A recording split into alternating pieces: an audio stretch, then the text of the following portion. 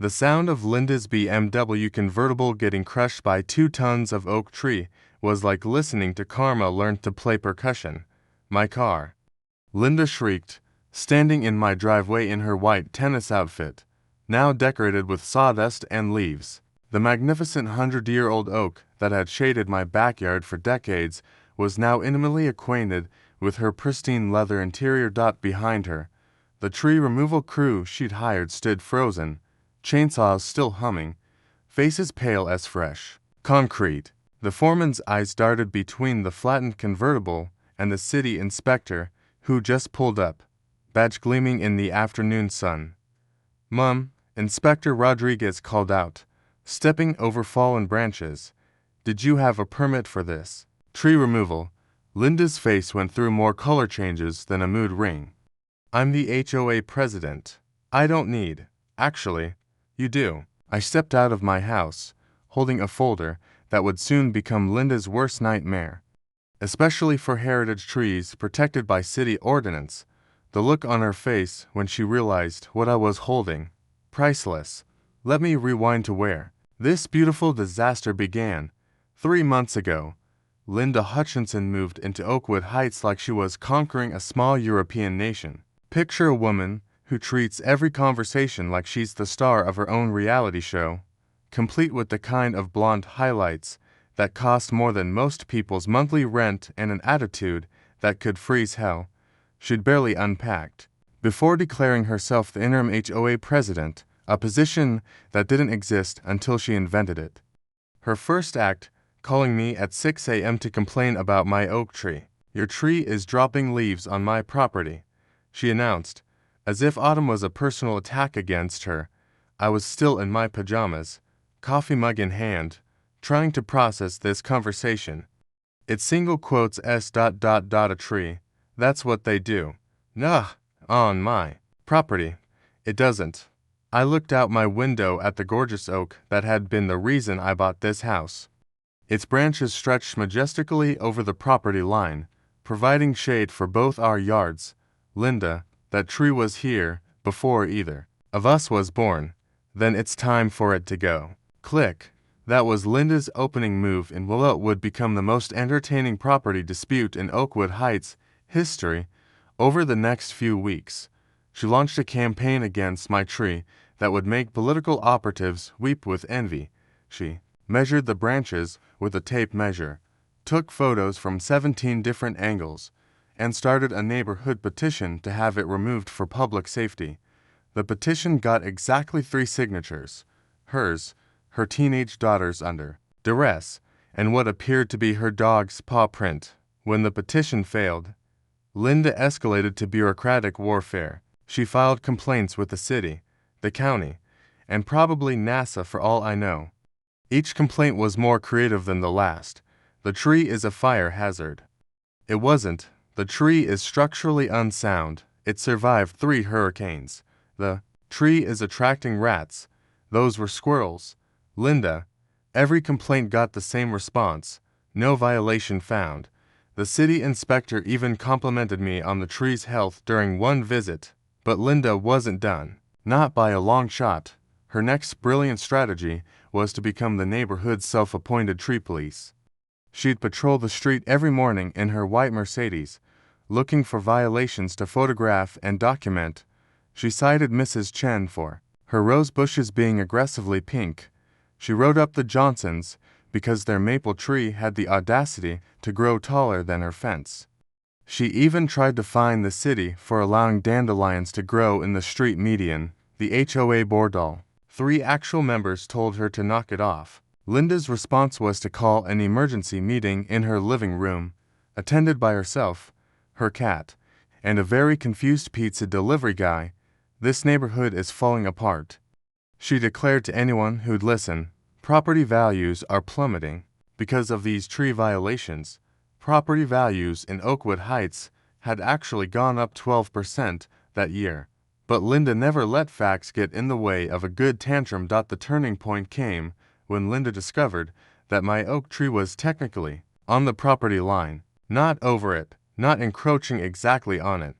According to the original survey, half the tree was on my land, Half on hers, that means I can cut down my half," she announced triumphantly during what she called a neighborhood summit. 5 people at the coffee shop. I'd been waiting for this moment. "Actually, Linda, you can't." "Says who?" "Says the City of Oakwood Heights Municipal Code. Section for 7B. I pulled out my phone and read directly from the city website. Any tree over 50 years old with a trunk diameter exceeding 18 inches is classified as a heritage tree and cannot be removed without special permits. Linda's face went through several interesting contortions. That's not a real law. Feel free to call the city and ask." She did.